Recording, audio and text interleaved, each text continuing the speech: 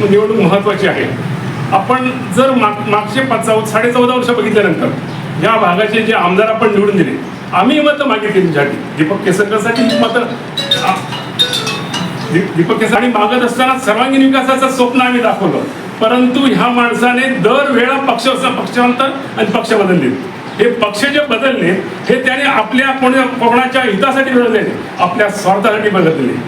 ह्याच माणसाने या सावंतवाडीच्या गांधी चौकामध्ये उद्धवजींनी मला आयुष्यातला पहिला मंत्री केला, मी त्यांचे उपकार कधी विसरणार नाही, हे त्यांचं त्या काळचं वक्तव्य. आणि आता काय पान फेडत आहे. गेल्या 2.5 वर्षामध्ये करोना काळामध्ये दोडामार्ग, वेंगुर्ला आणि सावंतवाडी तालुक्यामध्ये दीपक केसरकर कुठे दिसले नाहीत. आले होते कधी? तुमचे कुठले प्रश्न सोडवले करोना काळामध्ये कधी आले? कधी कुठे दिसले नाहीत.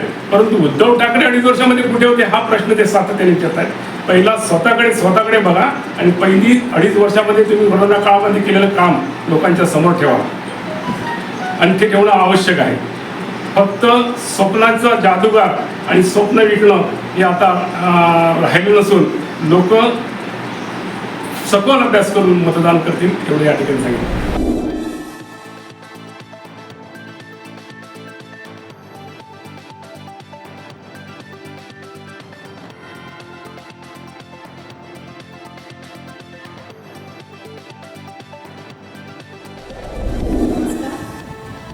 मी करिश्मा सुधाकर आणि मी श्री नवदुर्गा उच्च माध्यमिक विद्यालय मडकई येथे मराठी शिक्षिका म्हणून कार्यरत आहे.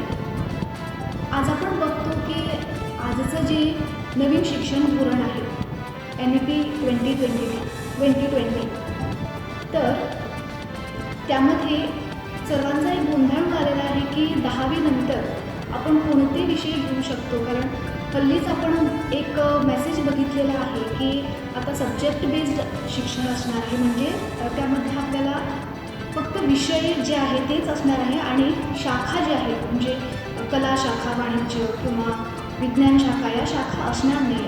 तर त्या बाबतीमध्ये विद्यार्थी, पालक तसेच शिक्षक जे आहे यांचासुद्धा गोंधळ उडालेला आहे की आता पुढे 11वी जेव्हा आपण नवीन ॲडमिशन घेणार त्यावेळी कशा पद्धतीने आपण ते सब्जेक्ट जे विषय कशा पद्धतीने आपण ते घेऊ शकतो. तर यावर खूपच चर्चा चाललेली आहे.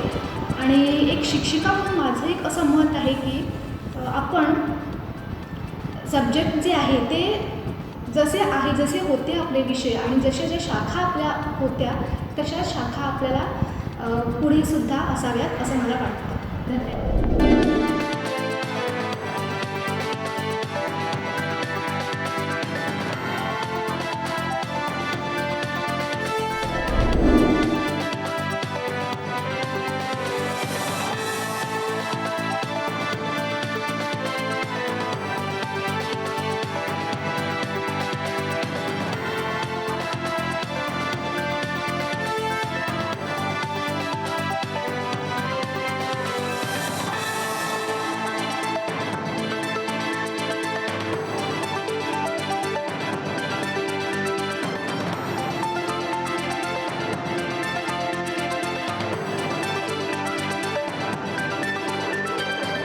टाइम्स डिजिटलला लाईक करा, सबस्क्राईब करा, शेअर करा आणि बेल आयकॉन दाबायला विसरू नका. पाहत रहा टाइम्स डिजिटल.